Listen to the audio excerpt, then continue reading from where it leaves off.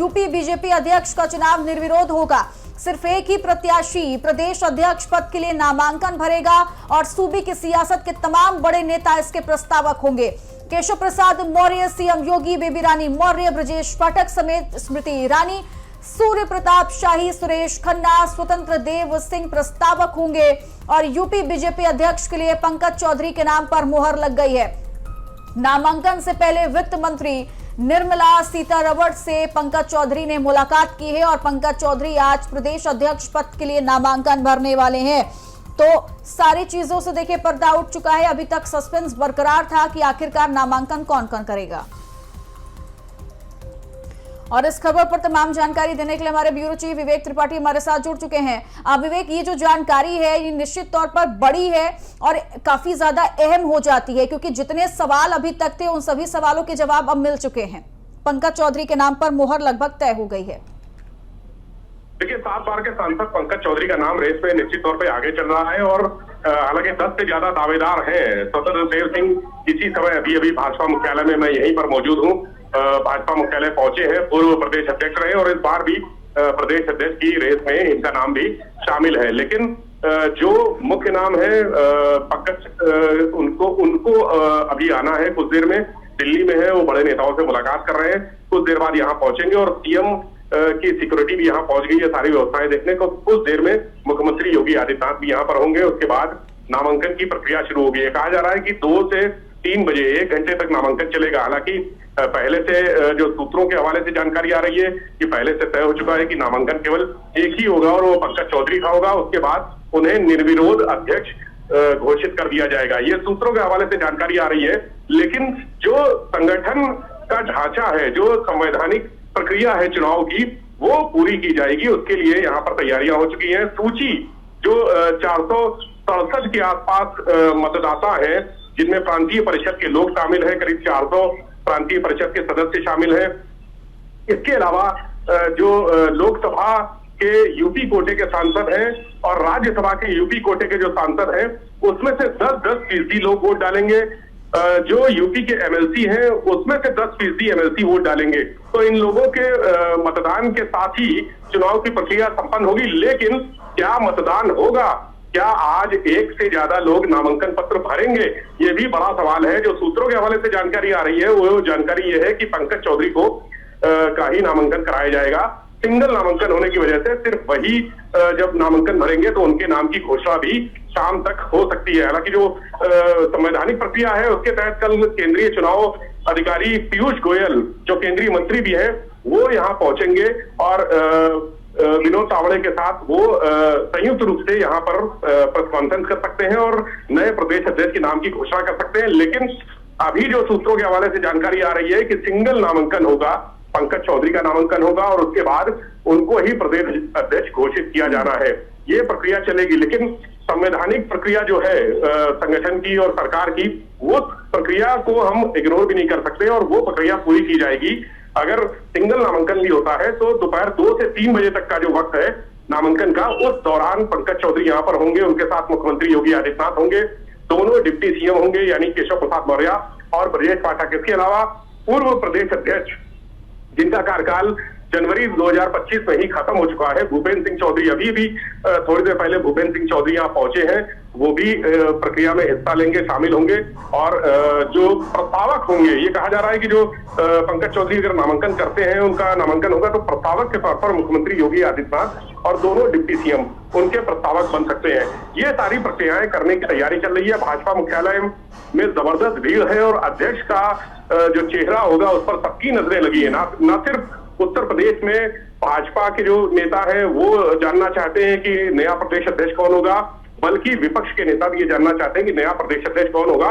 और पूरे देश में हर जगह पर चर्चा है कि यूपी का प्रदेश अध्यक्ष कौन होगा, क्योंकि यूपी से ही दिल्ली की राजनीति का रास्ता तय होता है। इसलिए ये चुनाव बहुत अहम चुनाव है जिसकी प्रक्रिया अभी कुछ देर में शुरू हो जाएगी। ठीक है, लेकिन अगर पंकज चौधरी के नाम पर मुहर लग जाती है तो इसके पीछे का कारण क्या हो सकता है? कि वो कुर्मी जाति से आते हैं, 7 बार के सांसद हैं, केंद्रीय वित्त राज्य मंत्री का दर्जा उन्हें मिला है। सबसे बड़ा कारण क्या तलाशा जाएगा पंकज चौधरी के नाम के पीछे का? देखिए, पंकज चौधरी को सबसे जो बड़ा कारण है उनके अध्यक्ष बनने का, वो उनका जातीय समीकरण है। पूर्वांचल से खासकर ये जुड़े हैं। अम्बेडकर नगर से महाराजगंज से 7 बार के सांसद रहे हैं पंकज चौधरी, और इस समय केंद्र सरकार में मंत्री भी है। संगठन में उनका मजबूत जो सिस्टम है, बढ़िया उनकी पकड़ मजबूत बताई जाती है, और सरकार में भी उनके काफी लोगों से, केंद्र सरकार से खासकर ज्यादा अच्छे संबंध है। हालांकि एक जो सूत्रों के हवाले से जानकारी मिल रही है कि मुख्यमंत्री योगी आदित्यनाथ से उनके रिश्ते बहुत अच्छे नहीं हैं, लेकिन वो मायने नहीं रखता है। जो राजनीतिक जानकार है उनका कहना है कि पंकज चौधरी पूर्वांचल में कुर्मी समाज का नेता होने के नाते, कुर्मी समाज में उनकी गहरी पकड़ है, उसके नाते वो एक मुफीद चेहरा है। क्योंकि लोकसभा चुनाव अगर हम देखें तो लोकसभा चुनाव हो या पिछला विधानसभा चुनाव हो 2022 का, दोनों ही चुनाव में ओबीसी वोट बैंक, खासकर जो पीडीए फार्मूला अखिलेश यादव का था, पूर्वांचल में उस पीडीए फार्मूले ने भारतीय जनता पार्टी को करारी चोट दी थी और बहुत सारी सीटें वहां से भाजपा हारी थी। 80 में 80 का जो लक्ष्य था लोकसभा चुनाव में, उसमें आधे से भी कम कर दिया गया था। पीडीए फार्मूले ने भाजपा को आधे से भी कम पर रोक दिया था। तो इस पूरे जो एक बड़ी खाई हो गई है, उसको पाटने के लिए पंकज चौधरी का चेहरा मुफीद माना जा रहा है। और पूर्वांचल के जो वोटर है, वहां पर ओबीसी में उनकी जो पकड़ है वो गहरी पकड़ है। तो पंकज चौधरी के साथ सारे समीकरण हैं। केंद्र में भी उनके अच्छे रिश्ते हैं, बड़े नेताओं से उनके संबंध हैं। इसके अलावा जो कुर्मी समाज है उनमें उनकी गहरी पकड़ है। कुर्मी समाज को माना जाता है कि जो ओबीसी वोट बैंक है उसमें कुर्मी समाज की एक बड़ी हिस्सेदारी है। यही वजह है कि उनका चेहरा आगे किया गया है। जी बिल्कुल, यानी अब थोड़ी ही देर का इंतजार और है और सारी चीजें बिल्कुल साफ हो जाएंगी। बहुत बहुत शुक्रिया आपका तमाम जानकारी देने के लिए। तो लंबे समय से यूपी बीजेपी अध्यक्ष पद को लेकर चल रही तमाम अटकलों पर अब विराम लगने वाला है। आज नामांकन की सारी औपचारिक प्रक्रिया पूरी हो जाने के बाद 14 दिसंबर को बीजेपी यूपी प्रदेश अध्यक्ष का ऐलान हो जाएगा। तो यूपी बीजेपी अध्यक्ष को लेकर तमाम अटकलें लगातार लगाई जा रही थी कि आखिरकार वो कौन होगा जिसके हाथों में यूपी बीजेपी अध्यक्ष की कमान सौंपी जाएगी, कौन होगा जो आगामी चुनावों को लेकर एक नई रणनीतियों के साथ आगे बढ़ेगा। और अब ये खबर भी आ रही है कि बहुत जल्द, यानी थोड़ी ही देर में सारी चीजें बिल्कुल साफ होने वाली हैं कि वो पंकज चौधरी होंगे या फिर कोई और होगा जिसके हाथों में कमान यूपी बीजेपी अध्यक्ष की सौंपी जाएगी। क्योंकि आज 13 दिसंबर और 13 दिसंबर को यूपी बीजेपी अध्यक्ष के लिए इस चुनाव के लिए नामांकन और कल मतदान होगा। चुनाव के लिए कल भाजपा मुख्यालय में नामांकन किया जाएगा। दोपहर 2 से 3 बजे तक नामांकन की कार्रवाई चलेगी। इसके बाद 3 से 4 बजे तक नामांकन पत्रों की जांच होगी। शाम 4 से 5 तक नाम वापसी की जा सकेगी। अगर एक ही दावेदार का नामांकन होता है तो कल ही भाजपा के नए प्रदेश अध्यक्ष का चेहरा सामने आ जाएगा। एक से ज्यादा नामांकन होने पर रविवार दोपहर 1 बजे से मतदान कराया जाएगा। बीजेपी का प्रदेश अध्यक्ष कौन होगा ये भी नाम साफ नहीं है, लेकिन चर्चा में कम से कम 10 नाम है। इसमें सबसे पहला नाम है केंद्रीय मंत्री बीएल वर्मा का। बीएल वर्मा अमित शाह के करीबी माने जाते हैं। संगठन और सरकार से उनका बेहतर तालमेल रहा है, इसलिए वो पहले नंबर पर है। इसके अलावा यूपी सरकार के कैबिनेट मंत्री धर्मपाल सिंह भी एक नाम है जो चर्चा में है। धर्मपाल सिंह को भी संगठन का मजबूत आदमी माना जाता है। हालांकि सरकार में और खासकर योगी आदित्यनाथ से उनके संबंध बहुत बेहतर नहीं है। पूर्व प्रदेश अध्यक्ष स्वतंत्र देव सिंह का भी नाम चर्चा में है। वो भी प्रदेश अध्यक्ष की कैटेगरी में आ रहे हैं और चुनाव लड़ने की संभावना जताई जा रही है। इसके अलावा डिप्टी सीएम केशव प्रसाद मौर्य का नाम भी चर्चा में है कि ओबीसी समाज को साधने के लिए केशव प्रसाद मौर्य ने 2017 के चुनाव से पहले जो बिसात बिछाई थी वो काफ़ी कारगर रही है। केशव प्रसाद मौर्य भी नामांकन दाखिल कर सकते हैं, ऐसी चर्चाएं हैं। एक नाम जो चौंकाने वाला है वो है साध्वी निरंजन ज्योति का।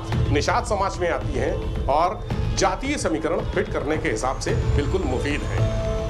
साध्वी निरंजन ज्योति के बारे में कहा जा रहा है कि अगर वो प्रदेश अध्यक्ष बनती हैं तो यूपी में पहली बार भारतीय जनता पार्टी को कोई महिला प्रदेश अध्यक्ष मिलेगा। इतने सारे नामों के बीच प्रदेश अध्यक्ष कोई एक अचानक आया हुआ चेहरा भी हो सकता है, क्योंकि भारतीय जनता पार्टी की रीति नीति ऐसी रही है कि वो कई नए चेहरे लाकर सबको चौंका देती है। कल हमारे पार्टी मुख्यालय पर यहाँ पर नामांकन की प्रक्रिया होगी। उसके बाद में 14 तारीख को हमारा विधि विश्वविद्यालय आशियाना में है, वहाँ पर इसके चुनाव की प्रक्रिया को पूरा करेंगे। माननीय पीयूष गोयल जी, विनोद तावड़े जी, सब लोग की उपस्थिति में परसों ही प्रदेश अध्यक्ष का नामांकन की प्रक्रिया जो होगी, उसमें नामांकन वापसी की प्रक्रिया है। उसके बाद में इसकी घोषणा विधिवत रूप से 14 तारीख को ही हम लोगों का जो केंद्र नेतृत्व आएगा उसके द्वारा की जाएगी।